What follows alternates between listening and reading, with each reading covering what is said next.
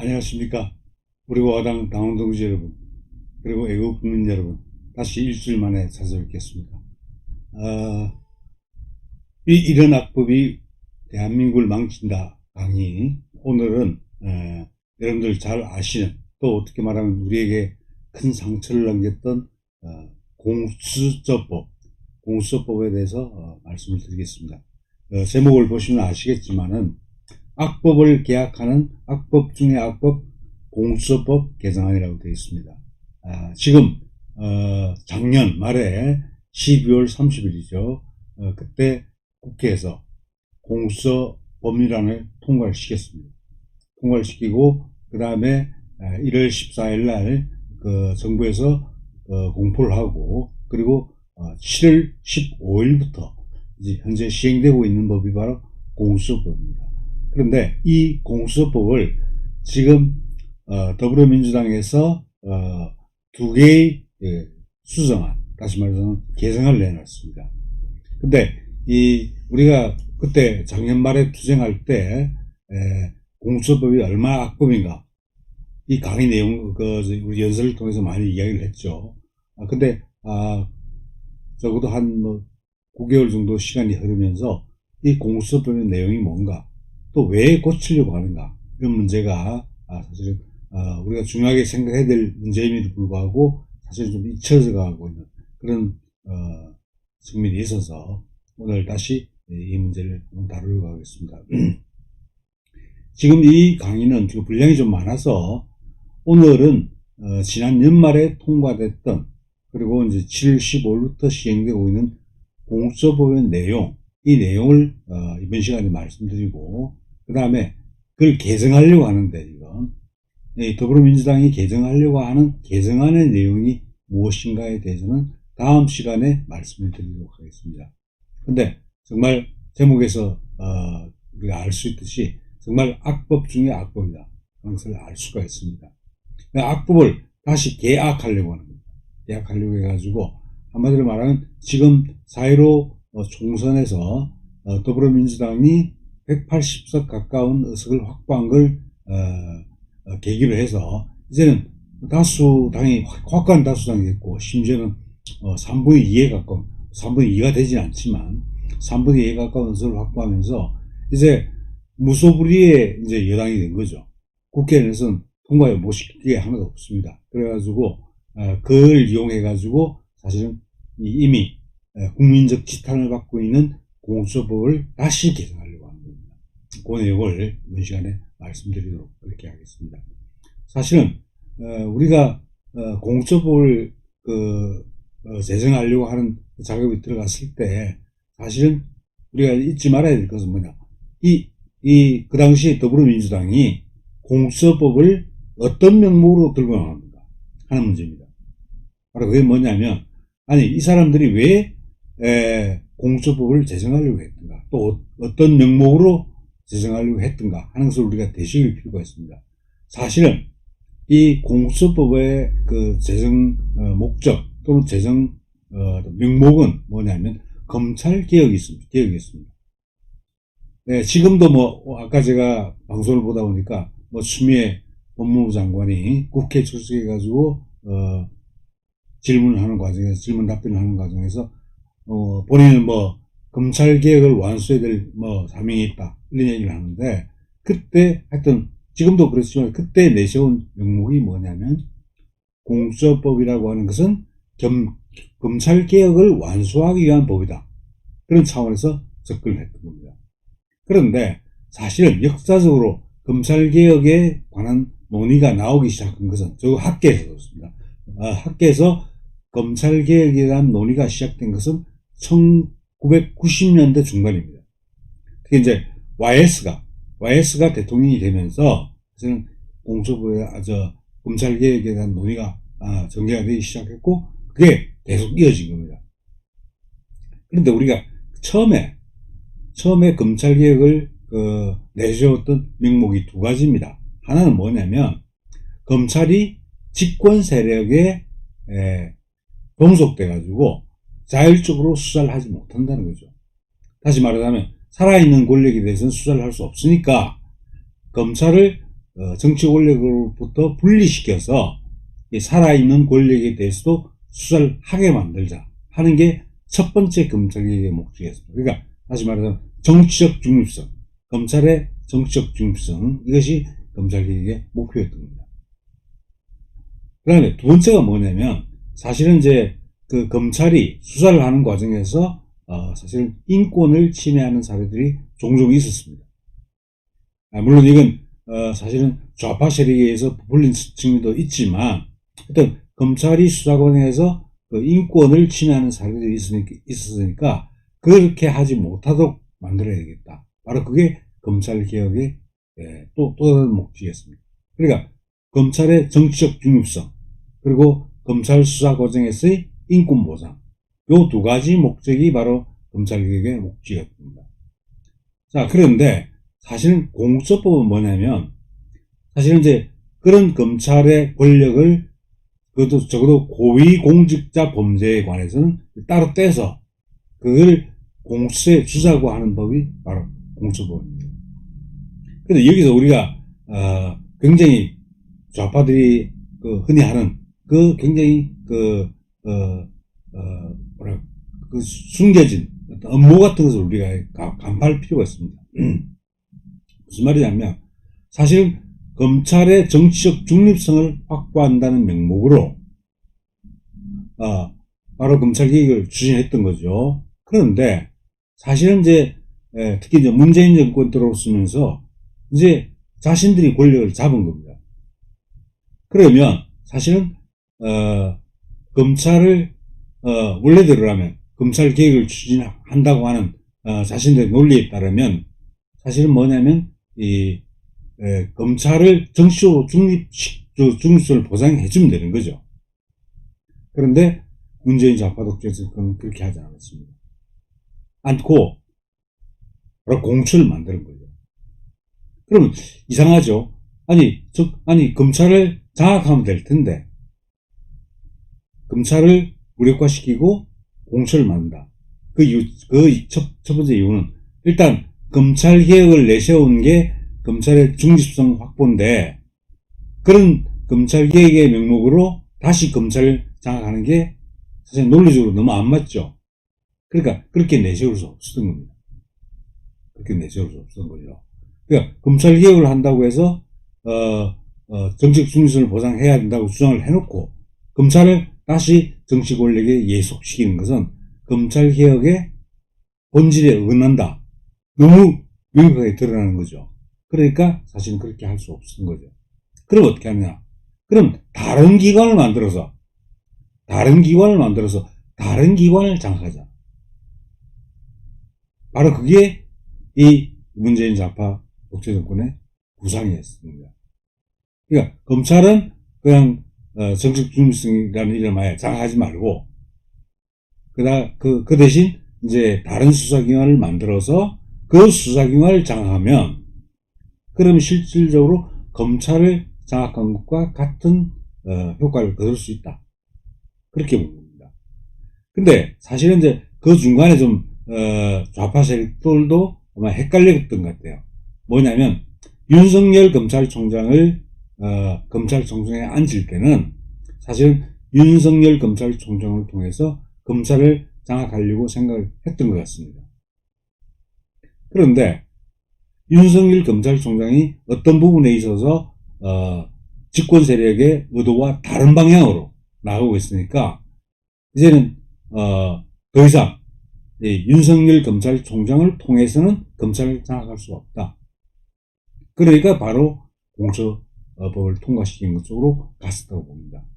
그러니까 어떤 간에 최고의 수사기관을 장악하고 싶은데 근데 검찰을 장악하는 데는 한계가 있었던 거죠. 첫 번째가 아까 말씀드렸다시피 검찰의 정치적 중립성을 보장하는 게 검찰개혁인데 그렇게 주장했던 좌파 세력이 검찰을 장악한다. 그게 자기 모순이다 하는 측면 하나고요. 두 번째는 윤석열을 통해서 검찰을 장악하고 싶었는데 윤석열이 말을 안 듣는 겁니다. 그렇게 되다 보니까 검찰을 장악할 수가 없게 된 거죠. 그러면 그렇다면 아예 따로 수사기관을 만들어가지고 심지어 검찰 위에 있는 수사기관을 다시 만들어서 그 기관을 장악합니다. 이렇게 전략을 바꾼 겁니다. 그러니까 어떻게 말하면 굉장히 교활한 수법을 이제 발휘한 거죠. 근데 여기서 이제 우리가 또 하나 생각을 해야 될 게 뭐냐면, 사실은 공천을 만들고자 하는 주장이 사실은 좌파 진영에서는 계속 있습니다. 2000년대 초반부터 해가지고 2010년대에 계속 있었는데, 그런데 그때의 공서의 내용하고 지금 작년 12월 30일 통과시킨 그 공수법하고 다릅니다. 그 전에 공수법을 주장할 때는 뭐냐면, 공수처를 설치하자고 했을 때는 그때는 법무부 장관 아래 들어가 있는 기관으로 설치하려고 했습니다. 그러니까 여전히 이제 그 행정부 내에 법무부의 법무부 장관 밑에 있는 하나의 독립된 수사기관으로서 공수처를 만들려고 했던 거죠. 그런데 이 과정에서 사실은 이제 나중에 아까 말씀드린 그런 이유 때문에 이제는 그 공수를 법무부 장관에게 둘 필요 없고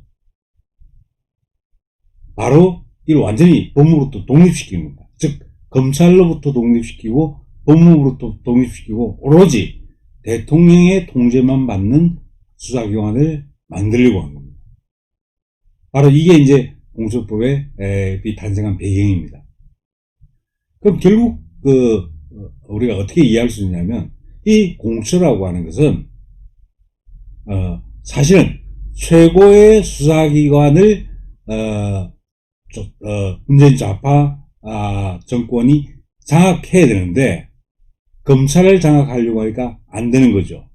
그래서 공수처를 만들고 이 공수처를 검찰 위에 있는 기관으로 사실 만들어 놓은 겁니다.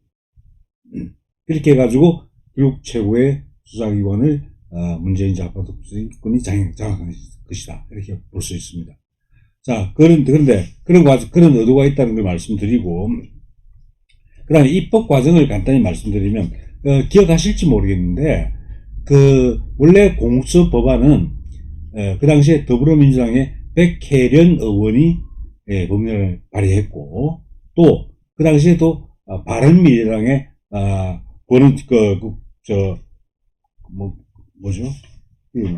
권은희, 제가 이름이 잘 모르겠는데, 권은희 의원이 발의한 법률안이 있었습니다. 그런데, 요 두 가지가 좀 다릅니다. 즉, 백혜련 의원이 발의한 법률은 고위공직자 범죄수사처라고 되어 있습니다. 고위공직자 범죄입니다. 이거는 범죄수사처라고 되어 있습니다. 근데 권은희 의원이 발의한 법안은 고위공직자 부패수사처라고 되어 있습니다. 그래서 범죄와 부패, 서로 다른 용어를 사용하고 있죠. 많은 부분이, 같은 부분이 있긴 하지만, 근데 두 법률안이 발의가 됐는데, 그런데 사실은 이 법률안이, 그 당시에 이제 이 법률안을 주로 발의했던 게 뭐냐면, 사개특위, 사법개혁특별위원회, 이걸 통해서 법안이 발의가 되는데, 이 사개특위를 통과하는 과정에서 두 개를 다 통과시켰습니다. 즉, 백혜련 법률안하고 권은희 법률안을 모두 통과시킨 거죠. 그건 뭐냐면, 사실상 그 당시에 바른미래당 이쪽에 지지를 이끌어내기 위해서 뭐냐면, 한마디로 말하면 4+1 이런 게 이야기 있었죠, 그죠? 그런 식으로 법률 통과에 필요한 정족수를 확보하기 위해서 바른미래당도 일종의 배려를 해준 겁니다. 봐준 겁니다.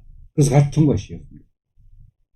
그래가지고 권은희 법률안의 경우에도 본회의까지 갔습니다. 근데 이제 본회의에서 표결이 어떻게 됐냐면, 백혜련 법률안이 먼저 표결을 진행했습니다. 근데 물론 그 중간에 본회의에서 이게 다시 수정안이 나와가지고 백혜련 법률안에 대한 수정안, 이 수정안이 국회에서 표결이 됐는데 그때 통과가 된 겁니다. 그리고 이어서 권은희 법률안이 마찬가지로 본회의에서 표결에 붙여졌는데 그때 당연히 붙기를 했죠. 그래서 그날이 12월 30일입니다. 제 기억에도 우리 국회의기, 국회 앞에서 우리가 천막등사 투쟁을 했었죠. 천막등사 투쟁을 하면서, 정말, 우리가 목 터져라, 우리 공처 반대한다는 걸 외쳤죠. 저도 현장에 있었습니다. 그런데 우리의 뜻과는 전혀 다르게 공처가 사실 법이 통과가 돼가지고 지금 현재에 이르고 있습니다. 근데 그럼 현재 상황은 어떠냐? 아까 말씀드렸다시피 7월 15일부터 시행이 되고 있습니다. 올해 7월 15일입니다. 그러면 그 법에 따라서 공처가 구성이 돼야 되겠죠. 근데 현재 구성이 되지 못하고 있습니다. 이 구성이 되고 있지 못하니까 지금 더불어민주당 쪽에서 새로운 개정안을 내가지고 어떤 간에 공수를 출범시키려고 사실 개정을 낸 겁니다. 즉 공처가 출범할 수 있는 방식으로 이 법률안을 현재 현행법을 바꾸는 거죠. 그래서 뭐냐면 개정을 다시 발의하게 됩니다. 아마 이번 정기국회에서 처리될 가능성도 있다고 봅니다. 있다고 보는데 사실은 직접적으로 말씀드리면 우리 공화당 같은 경우는 원내 정당이 아니고 그리고 또 실제로 우리 당 소속 자치단체장 있는 게 아니죠. 그렇기 때문에 실제로 직접적으로 우리 당이 공수처법에 적용을 받을 가능성은 없습니다. 없다고 볼 수 있는데, 그런데 이게 정말 무시무시한 게 뭐냐면 모든 정부기관, 입법행정사부 다 포함합니다. 입법행정사부의 고위 공직자들을 전부 수사할 수 있는 기관이 공수처입니다. 그러니까 공수처는 한마디로 모든 입법행정사부의 모든 고위공직자들의 목을 잡고 있는 거죠. 목을 잡고 있는 겁니다. 우리 공화당에서 문재인 좌파 독재정권이라는 말을 쓰는 이유가 바로 그겁니다. 그걸 가장 잘 보여주는 것이 공수처입니다. 그 공수처를 통해서 입법부 고위공무원, 국회의원을 포함합니다. 그 다음에 행정부 물론이고요. 그리고 사법부의 판사들, 이 사람들을 수사할 수가 있습니다. 수사할 수가 있는데 그 수사권을 통해 가지고 물론 이제 공소 제기도 할 수 있고 또 공소 유지도 할 수 있습니다. 이런 수사권을 통해 가지고 실질적으로 그 사람들을 완전히 통제하는 거죠. 그럼 근데 공수처에서 만약에 입법부의 어떤 국회의원, 야당 의원이 되겠죠. 야당 국회의원을 정말 죽여야 되겠다, 손봐야 되겠다라고 생각을 하면 정말 표적 수사를 바로 하는 겁니다. 방법은 여러 가지 있겠죠. 투수를 넣거나 고발을 하거나 여러 가지 방법이 있겠죠. 그래서 수사 단초가 딱 확보가 되면 그 국회의원에 대해서 집중적으로 표적 수사를 하게 되는 거죠. 그러면 실제 국회의원들은 의정 활동을 하는 과정에서 실제로 여러 가지 측면에서 법적으로 문제될 수 있는 행위를 하게 되는 거죠. 할 수밖에 없는 경우도 있습니다. 그런 걸 다 털어내는 겁니다. 먼지 털듯이 털어내서 첫째는 뭐냐, 그 사람을 수사해서 처벌하느냐 안 하느냐 그것도 중요하지만 일단 수사 대상에 올려놓고 정치적으로 매장시켜버립니다. 공수처의 수사 대상으로 올려놓고 그 사람을 정치적으로 매장시키는 걸 바로 하게 되는 거죠. 그럼 나중에 설령 그 공수처가 기소한 내용이 법원에서 무죄 판결을 받는다 하더라도 그 국회의원은 굉장히 중대한 타격을 입게 되는 거죠. 그러니까 이미 상처를 다 입고 나서 나중에 무죄 판결을 받게 된다는 겁니다. 바로 이런 측면에서 공수처는 정말 무시무시한 법이다. 그것을 우리가 알 수 있는데 그 내용을 잠깐 설명드리겠습니다. 제일 먼저 이 공수처의 조직을 간단히 말씀드리면 첫째, 공수처니까 처장이 있습니다. 그리고 차장이 있습니다. 그리고 공수처 검사가 있습니다. 그리고 공수처 수사관이 있습니다. 이렇게 그러면 이제 행정 인력들이 이제 붙게 되죠. 그래서 이 네 가지가 중심입니다. 처장, 차장, 검사, 공수검사, 공수수사관 이렇게 네 가지가 있는데 가장 핵심적인 역할을 하는 것은 처장이 바로 핵심적인 역할을 하겠죠. 근데 이 처장을 누가 뽑느냐 그걸 말씀드리면 이 공수처장은 제일 먼저 첫째 뭐냐 첫 번째 절차가 이 추천위원회 공수처장 후보 추천위원회라는 걸 만들게 되어 있습니다. 그 추천위원회의 추천을 받게 되어 있습니다. 자, 그런데 이 공수처장 추천위원회, 이게 지금 구성이 안 된 겁니다, 지금. 지금 구성이 안 돼서 처장을 뽑지를 못하죠. 그래서 지금 사실은 공수처가 아직 출범이 안 된 겁니다. 근데 그 중에, 이제 요소 중에 하나가 뭐냐면, 사실은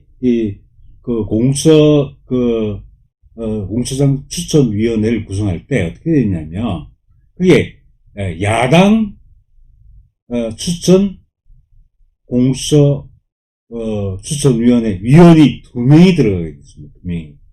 7명의 위원으로 구성되게 되는데, 그 가운데 야당 추천위원이 2명 들어가 있는 거죠.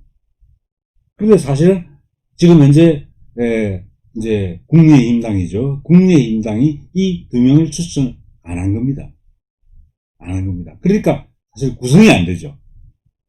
추천위원회 위원이 구성이 다 안 됩니다. 위원이 다 선임돼야 공수처장 후보 추천위원회가 구성이 되는데 이게 안 되는 겁니다. 그래서 사실은 이 공수처가 필요하고 있는 점이죠. 근데 나중에 말씀드리겠지만 다음 시간에 지금 이제 야당에서 추천을 안 하니까 이 방식을 바꾸려고 하는 겁니다.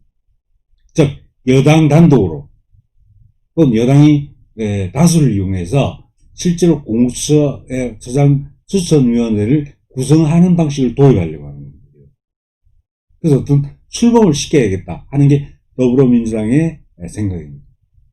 근데 어떤 간에 국민의힘 당에서는 기본적으로 어떤 간에 아까 얘기했던 위원 추천권이 있는데 그 추천권을 행사하지 않음으로써 추천위원회가 구성되지 못하도록 막고 있는 겁니다. 근데 얼마만큼 잘 싸워서 이걸 막아낼 수 있을지 그건 사실은 의문입니다. 왜냐하면 개정안이 지금 공수처법 개정안이 2개가 나와 있는데 2개 다 모두 뭐냐면 하여튼 여당 단독으로 공수처장 후보 추천위원회를 구성할 수 있는 방향으로 개정을 하려고 합니다. 추천위원회라고 하겠습니다. 추천위원회 위원을 여당 단독으로 구성해가지고 7명으로 추천위원회를 구성하려는 방향으로 개정을 하고 있다는 겁니다. 그 핵심입니다. 근데 어떤 간에 이 공수처장은 추천위원회의 추천을 받습니다. 추천위에서 추천을 받고 그 다음에 그 추천받은 근데 추천위원회가 2명을 추천합니다. 1명을 추천하는 게 아닙니다. 2명을 추천합니다. 사실 이것도 어떻게 보면 꼼수라고 할 수 있는데요. 좋게 해석하면 여당 쪽에서 밀고 있는 처장 후보 그리고 야당 쪽에서 밀고 있는 처장 후보 이걸 통과시키는 주는 쪽으로 그렇게 하는 거죠. 추천하는 거죠. 그런데 어떤 간에 이 추천위원회에서 2명을 추천하면 대통령이 그 가운데 1명을 지명을 합니다. 1명을. 근데 안 봐도 뻔하죠. 기본적으로 여당이 밀고 있는 그런 후보를 지명을 하겠죠. 그리고 국회에서 인사청문회를 거쳐가지고 대통령이 임명하게 되어 있습니다. 대통령이. 그런데 사실은 여기서 우리가 부분과 관련해서 우리가 좀 유념해야 될 것은 지금 공수처법을 옹호하는 학자들도 있습니다. 학자들도 있고 그 세력들이 내세우는 주장은 뭐냐. 추천위원회를 보면 어떤 간에 여당에서 2명의 위원을 추천하고 야당에서 2명의 위원을 추천하니까 사실은 여야 대표권을 다 갖는다라고 볼 수 있지 않느냐 하는 거야. 그리고 또 사실은 2명을 추천하게 돼 있고, 그래서 실제 대통령이 형식적으로 임명을 하지만 하여튼 추천위원회에서 추천된 사람을 대통령이 임명한 거니까 사실 정치적으로 편향된 건 아니다. 공처가 대통령의 의중에 따라서 움직이는 그런 권력기관이 아니다라고 강변을 합니다. 근데 뻔하죠. 아까 말씀드렸다시피 2명 추천하면 야당 쪽에서 밀고 있는 두 후보자를 추천할 이유는 절대 없겠죠. 그럼 여당 쪽에서 추천한 두 사람, 또는 여당 한 명, 야당 한 명, 이렇게 추천하겠죠. 그럼 대통령은 누굴 뽑을지는 뭐 명백합니다. 물론, 여당 쪽에서 추천한 2명 중에는, 대통령이 뭐 고민할지 모르겠지만은, 기본적으로 하여튼 여당, 쪽에서 밀고 있는 후보가 공처장으로 임명이 되게 된다는 겁니다. 바로 이게 정말, 이 공처가 대통령 직속 어떤 뭐 수사기관, 최고의 수사기관이 될 수밖에 없는 거다. 그리고, 뭐 또 마찬가지인데, 사실 이 대통령이 공처장을 임명하는데 이 공처라는 게 사실 어디에도 속해 있지 않습니다. 아까 말씀드렸다시피 원래 공처를 만들려고 했을 때는 그때는 법무부 산하에 소속시키려고 했죠. 근데 이건 정부, 행정부 안에 설치된 기관이 아닙니다. 그리고 물론 국회나 법원에 속해 있는 기관도 아닙니다. 이건 입법, 행정, 사법부로부터 완전히 독립된 그런 수사기관입니다. 근데 이게 마치 이렇게 독립되어 있으니까 입법, 행정, 사법부로부터 독립되어 있으니까 마치 이게 공처가 정치적으로 중립적인 기관인 것처럼 보일 수도 있지만 사실은 뭐냐면 실제로는 공처장을 대통령이 임명한다는 거 하고, 그 다음에 그 공처가 어떤 입법행정사법부 어디에도 속해 있지 않지만 또 동시에 입법행정사법부로부터 아무런 견제, 통제를 받지 않습니다. 그러니까 완전히 행정부로부터 독립되어 있고 입법부로부터 독립되어 있고 사법부로부터 독립되어 있고요. 그러니까 대통령이 마음대로 그 공처를 구성하고 그 공처의 활동은 다른 국가기관으로부터 아무런 통제를 받지 않게 돼 있다는 겁니다. 다르게 말하면 대통령 말만 듣게 돼 있다 이 말입니다. 그러면 뻔하죠. 그 대통령이 시킨 대로 하는 겁니다. 대통령의 의사에 따라서 하는 거죠. 의사에 따라서. 그래서 이게 바로 이제 그 좌파 독재 정권의 강력한 무기가 된다는 이유가 그 있습니다. 아무런 통제를 받지 않아요. 심지어 국회의 통제도 받지 않습니다. 만약에 공처가 법무부 하에 설치되어 있으면 예컨대 국정감사나 지금 할 때 법무부 감사를 하죠. 검찰 감사를 하니까 이런 경우에는 사실 국회가 통제를 할 수 있어요. 그런데 완전히 행정부로도 독립되어 있습니다. 이게 지금 앞으로 나중에 국회가 이 공처의 활동에 대해서 예컨대 감사권이라든지 이런 것을 갖게 논리적으로 따지면 그렇게 해야 맞지만은, 근데 현재 그 의석 구조로 봤을 때는 그런 국회가 통제할 수 있는 그런 조항을 넣어줄 이유가 없죠. 대통령 마음대로 하기는 내버려두는 게 좋겠죠. 그러니까 사실은 이제 아무런 입법행정사법부로부터 아무런 통제도 받지 않고 오로지 대통령의 뜻에 따라서 움직이는 최고의 수사기관이라고 말씀드릴 수가 있다. 그 말씀 드리고 싶습니다. 자, 근데 여기서 이 공처장이 될 수 있는 사람이 누구냐 하는 문제입니다. 누구냐 하는 문제인데, 물론 이건 이제 변호사 자격이 있어야 되고, 판사, 검사 이런 사람들, 변호사 이런 사람 자격 요건이 정해져 있습니다. 그래서 하여튼 15년 이상 수사 관련 업무 이런 걸 담당했던 사람이 공처장이 될 수 있는 자격이 있습니다. 근데 여기 이제, 이건 원래 안 대로 나온 건데, 여기 보면 이제 어떤 조항을 넣어놨냐면, 판사, 검사, 변호사가 공소장이 되는 건 뭐 당연하다고 볼 수 있죠. 그런데 변호사 자격이 있는 사람으로서 국가기관 등에서 법률에 관한 사무에 종사한 사람, 이 사람도 할 수 있게 됐습니다. 그런데 여러분 아셔야 되는 게 이미 알고 계시기도 하겠지만 실제로 좌파들이 근데 변호사 옛날 사법시험 합격해가지고 그런 경우가 있었지만 실제로 좌파들은 그렇게 열심히 공부한 사람들이 아닙니다. 그래서 실제로 그 판사, 검사, 변호사는 할 수 있지만 판사, 검사가 되는 경우가 잘 없어요. 그래서 보통 어떤 경우로 나가는 경우가 많으냐면 예컨대 국가기관 같은데 근데 공무원으로 들어가는 경우가 있습니다.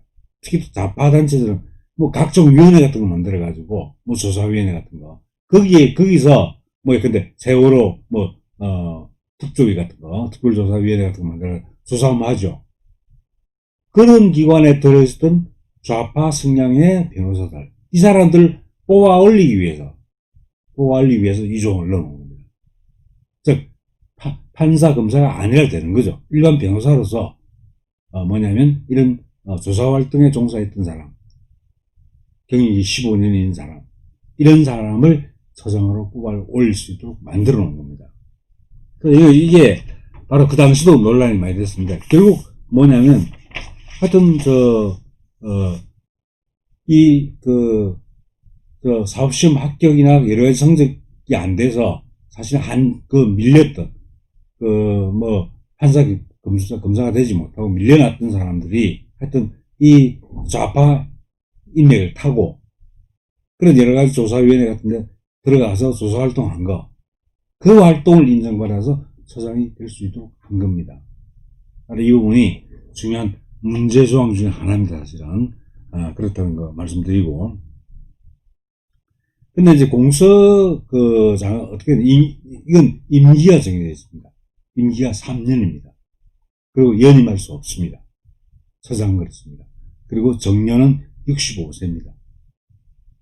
자, 3년 동안 대통령에게 열심히 봉사하라는 얘기입니다. 하여튼 그렇게 되어 있다는 거 말씀드리고요. 근데 여기서 지금 국회에서 현안이 되고 있는 게 이 추천위원회 구성에 관한 문제죠. 근데 추천위원회는 위원장 1명을 포함해가지고 총 7명으로 구성이 되는데, 자, 법무부 장관이 들어갑니다. 법무부 장관. 즉, 중요하죠. 그 다음에 법원행정처장이 있습니다. 법원행정처라는 그 사법부에 소속되어 있는 기관입니다. 그런 법원행정처장이 들어갑니다. 그리고 대한변호사협회 회장이 들어갑니다. 그리고 아까 말씀드렸던 여당이 추천하는 위원 2명, 야당이 추천하는 위원 2명, 그래 총 7명이 구성이 되겠습니다. 그런데 여기서 법무부 장관과 법원행정처장은 기본적으로 여당 편이라고 볼 수 있습니다. 그리고 이 대한변협회장 같은 경우도 실제로 이건 예컨대 이게 좌파 성향의 회장일 수도 있고 우파 성향의 회장일 수도 있지만은 또 회장이 되면 눈치를 볼 수밖에 없는 경우가 생깁니다. 그러면 사실은 여기서 거의 2명 내지 3명이 여권 성향입니다. 그리고 이제 여권 추천위원 2명, 야권 추천위원 2명 되어 있습니다. 자, 그러면 이때 이 추천위에서 의결을 할 때 어떻게 하느냐? 지금은 어떻게 되어 있냐면 이 7명 가운데 6명이 찬성해야 의결을 할 수 있게 되어 있습니다. 6명. 자, 그러면 어떤 문제가 생기겠습니까? 자, 예컨대 대한변협 회장까지도 여권 성향으로 보고, 그리고 여권 추천위원은 당연히 그렇게 되고, 그래서 여권 성향을 다 모으면 어떻게 됩니까? 5명이죠. 야권 추천위원이 2명이니까. 그러니까 이게 6명으로 의결을 하게 되는데, 이게 야권 추천위원들이 반대하면 의결을 못하게 되는 거죠. 사실은 그걸 피해가기 위한 것 중에 하나가 2명을 추천하는 겁니다. 2명을. 그래서 여권 후보 1명, 야권 후보 1명. 그렇게 그렇게 해가지고 통과시키는 방법인 거죠. 근데 어떤 간에 이 6명 이상이 찬성해야 의결할 수 있다는 이 조항이 야당이 완강하게 반대를 하면 통과시킬 수가 없죠. 그러면 어떻게 하겠습니까? 그러면 이 조항 당연히 개정하려고 하겠죠. 발목이 잡혀 있으니까. 어떤 경우 야당 추천 위원이 반대를 하면 아무것도 할 수 없으니까 바꾸려고 하겠죠. 그래서 실제로 개정안에 이걸 바꾸려고 합니다. 그게 개정안에 들어있습니다. 그건 내일 다음 주에 말씀드리겠습니다. 어떤 간에 하여튼 이런 식으로 추천위원회가 구성되고 있고, 추천위원회의 의결은 6명 이상의 찬성이 있어야 된다 하는 말씀 드리도록 하겠습니다. 그 다음에 이 처장은 공처 전체를 통할하는 거죠. 근데 처장도 공처 검사로서의 그 지위를 갖습니다. 검사입니다, 검사. 그래서 수사활동 다 할 수 있고, 공소제기, 공소유지 다 할 수 있습니다. 그것도 다 똑같고. 특히 중요한 건 뭐냐면, 이게 이제 17조 4항에 들어가 있는데, 어떤 거냐면, 처장은 그 직무를 수행함에 있어서 필요한 경우 대검찰청, 경찰청 등 관계기관의 장애에, 즉 검찰총장이나 경찰청장이 있는 말이죠. 장애에 고위공직자 범죄 등과 관련한 사건의 수사기록 및 증거 등 자료의 제출과 수사활동의 지원 등 수사협조를 요청할 수 있다고 했습니다. 공처장은 검찰총장이나 경찰청장에게 자료 제출하고 수사협조하도록 할 수 있습니다. 그리고 원칙적으로 그렇게 따라야 됩니다. 사실 수사협조 요청이죠. 말이 그렇습니다. 근데 사실은 뭡니까? 사실은 그 협조 요청은 요청이 아니고 일종의 협조해야 될 의무를 부과하는 것 같습니다. 그럼 반드시 해야 되죠. 서류 내라면, 자료 내라면 내야 되고, 그러면 수사 협조하라면 해야 되는 거죠. 그렇게 할 수밖에 없는 구조입니다. 법이 그렇게 되어 있습니다. 그러니까 사실은 검찰청이나 경찰청이 사실은 이 공처 하위기관으로 사실은 들어가게 되는 결과가 되는 겁니다. 바로 그 조항을 넣어놨습니다. 검찰과 경찰을 종속시킬 수 있는, 자기 아래 둘 수 있는 그런 권한을 사실상 부여받고 있다. 그 말씀 드리고요. 그 다음에 이제 이제 특히 이게 나중에 이제 말씀드리겠지만 우선수사권이라는 게 있습니다. 우선수사권. 미리 말씀드리면 이런 겁니다. 근데 검찰에서 수사를 하고 있는 거죠. 검찰에서 수사를 하고 있는데 수사를 하다 보니까 이게 고위공직자 범죄예요. 고위공직자 범죄면 어떻게 되느냐? 그러면 이 검찰에서, 예를 들어서 검찰에서 수사하다가 이 고위공직자 범죄라고 하면 그 사실을 공수처에 알려야 됩니다. 내가 수사하는 과정에서 이 범죄가 고위공직자 범죄다. 그 사실을 공수처에 알려야 됩니다. 그러면 공수처는 뭘 할 수 있냐면, 구체는 뭘 할 수 있냐면, 그 사건을 공수처로 이첩시켜라. 즉, 검찰로 하여금 그 사건을 현재 수사하고 있는 사건이죠. 그 사건을 공수처로 이첩시키라고 요구할 수 있습니다. 그러면 이첩시켜야 됩니다. 그럼 예컨대 검찰이 수사하는 사건이 공수처가 수사하는 사건이면 그럼 공수처는 마음대로 할 수 있는 거죠. 물론 이첩을 요구하지 않을 수도 있습니다. 그때는 공수처에서 판단해서 이건 공수처에서 수사하기에 적합하지 않다 그러면 이첩 요구 안 합니다. 다르게 말하면 공수처는 자기가 판단해서 수사하고 싶으면 이첩시키라고 요구하고, 수사하기 싫으면 검찰에서 수사하거나 경찰에서 수사하라고 미룰 수 있습니다. 바로 그런 거죠. 그러니까 어떻게 말하면 뭐냐면 사실은 이 검찰이나 경찰을 완전히 예속시키는 거죠. 뭐냐면 같이 수사하는 경우에 그걸 공수처에서 뺏어올 수 있으니까요. 우선적으로 수사할 수 있으니까요. 그래서 예속기관이 돼버린다. 바로 그 얘기입니다. 그래서 실제로 이런 측면 때문에 뭐냐면, 이 공수법이 정말 이 문재인 좌파 독재 정권의 장기 집권 수단이 되고 있다는 것을 우리가 알 수 있는 겁니다. 자, 그리고 그 밑에 차장이 있고요. 그 다음에 수사처 검사가 있습니다. 수사처 검사가 있는데, 이 수사처 검사는 사실은 이제 검찰청에 있는 검사하고 같은 역할을 한다고 보시면 되는데, 여기도 이제 10명이 변호사 자격이 가지고 10년 이상 있는 사람, 이 사람들을 공수검사로 뽑을 수 있습니다.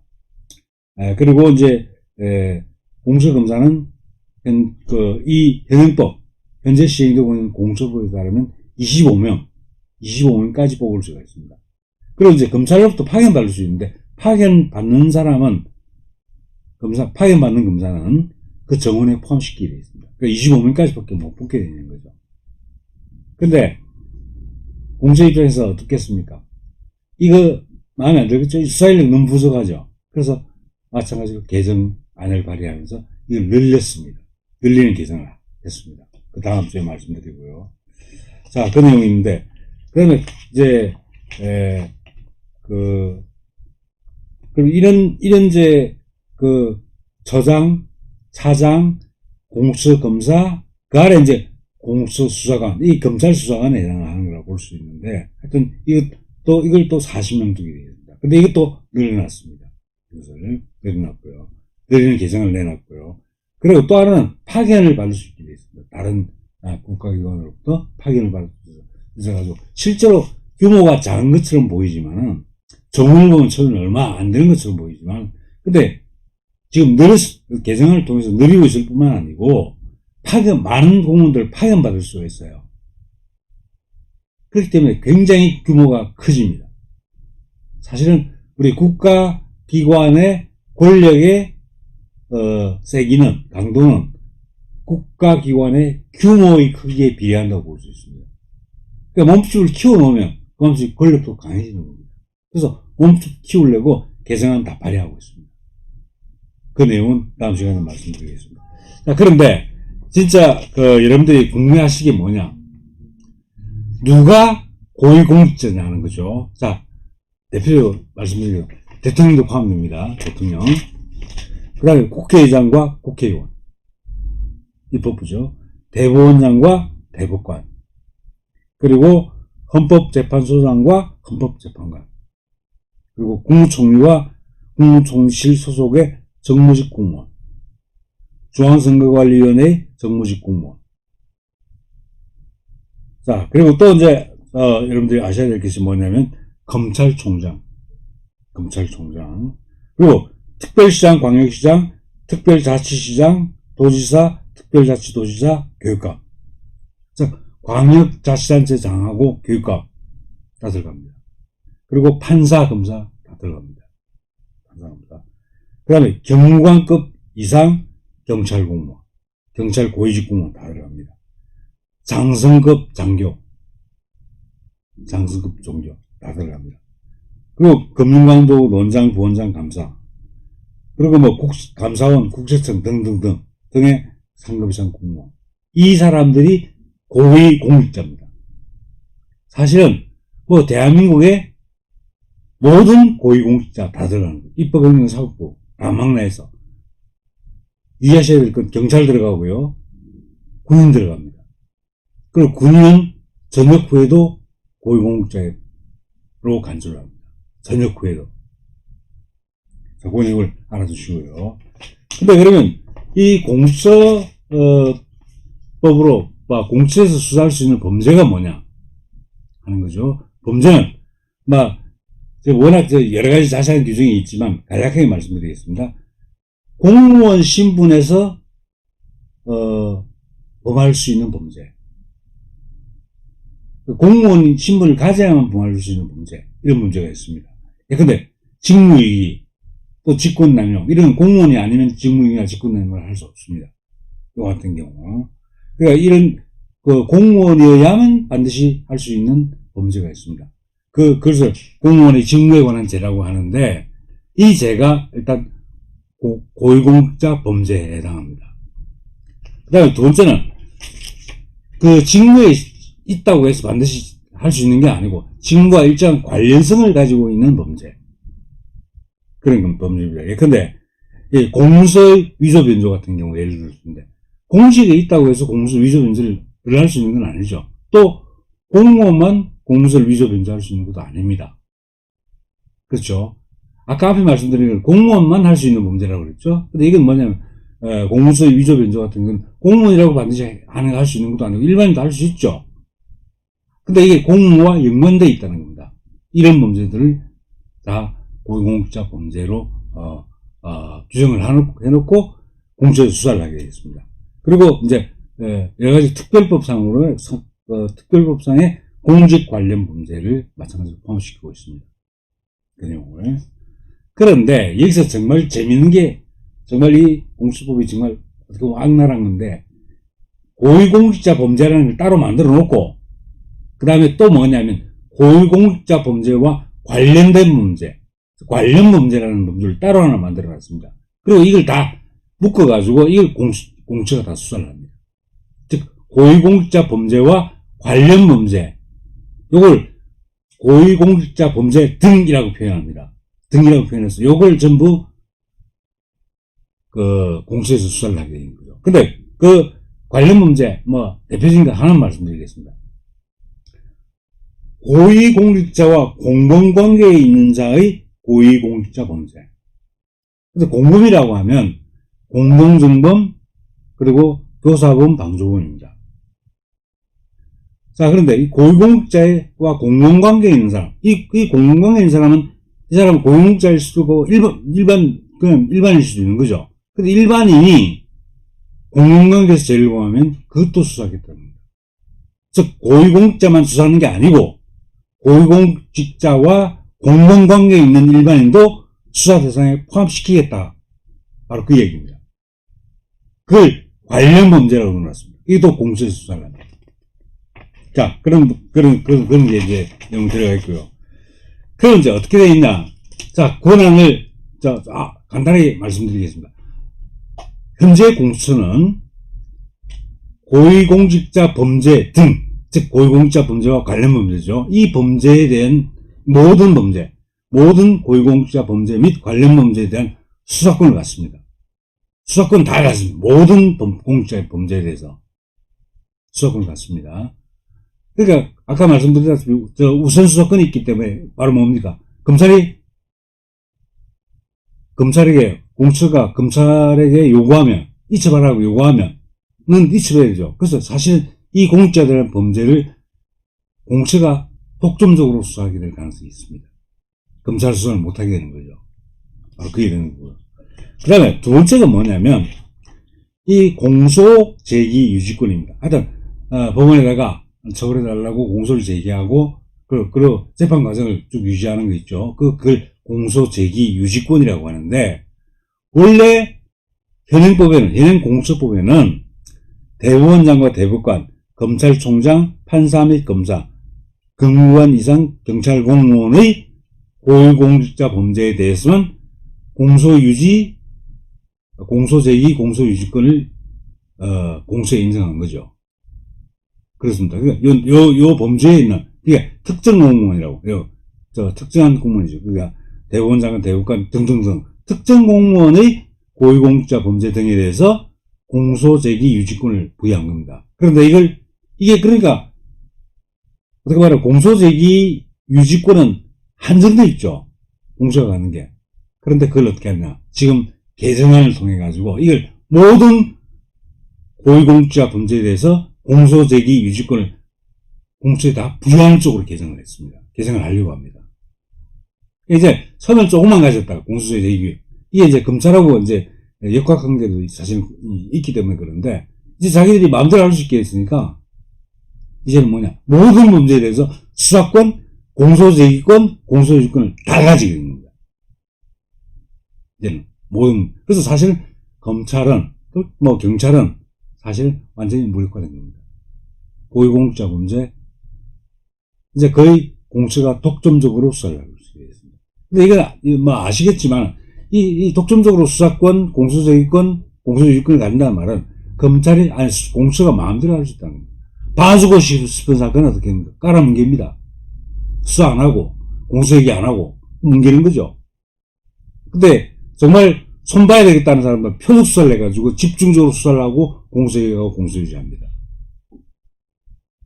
바로 그렇게 하려고 한 겁니다. 그래서 이제는 수사권, 공소제기, 유지권 다 가진 모든 고위공직자 문제에 대해서 정말 무시무시한 권력을 가지게 된 거죠. 그 내용 말씀드리고요. 그 다음에 아까 말씀드렸다시피, 다른 수사기관이 수사하고 있을 때 그게 고위공직자 범죄에 해당하는 경우에는 공수처에서 이첩을 하도록 요구할 수 있습니다. 그러면 반드시 이첩을 해야 됩니다. 그래서 결과적으로 공수처가 이첩을 받아서 독점적으로 수사를 할 수 있게 되는 겁니다. 바로 이러한 법이 뭐냐면 바로 공수처법입니다. 그래서 이게 사실 제가 워낙 방대한 내용이 많이 들어있지만은 제가 간략하게 말씀드린 건 이 정도입니다. 그런데 우리가 사실은 여기서 따져봐야 될 문제는 이 공수처법이 왜 문제가 되는가, 또 법적으로 어떤 문제가 있는가, 이걸 따져봐야 되겠죠. 그래서 근데 오늘은 시간이 이미 다 지나가가지고 이 법 어떤 문제가 있는지, 공수처법의 현 공수처법입니다. 공수처법이 어떤 문제를 가지고 있는지 이 부분하고, 그리고 개정안을 내놓은 게 있는데 개정안 내용이 어떤 건지, 또 개정안의 문제점이 뭔지, 그 부분은 다음 주에 강의를 드리도록 하겠습니다. 좀 어떻게 보면 어려운 내용이라고 할 수 있는데 오늘 제가 공카에 그 자료를 올려놓겠습니다. 그 내용에 정리가 되어 있으니까 세부적인 내용을 알고 싶어 하시는 분들은 그 글 출력시켜서 보시면 아마 이해를 하시기에 도움이 될 거라 그런 말씀 드립니다. 자, 오늘 강의는 이 정도로 하고 1시간 동안 강의 경청해 주셔서 감사합니다. 다음 주에 뵙도록 하겠습니다. 안녕히 계십시오.